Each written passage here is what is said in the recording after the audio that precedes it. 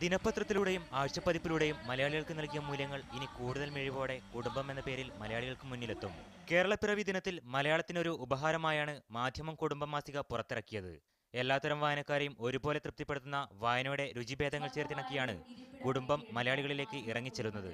നടനും തിരക്കഥാകൃത്തും സംവിധായകനുമായ ശ്രീനിവാസൻ, എഴുത്തുകാരി അനിത നായർ, വ്യവസായി കൊച്ചൗസേപ്പ് ചിറ്റിലപ്പള്ളി തുടങ്ങിയവരുടെ സാന്നിധ്യത്തിൽ Madhyamam media one group editor O Abdurahman മാസിക പുറത്തിറക്കി.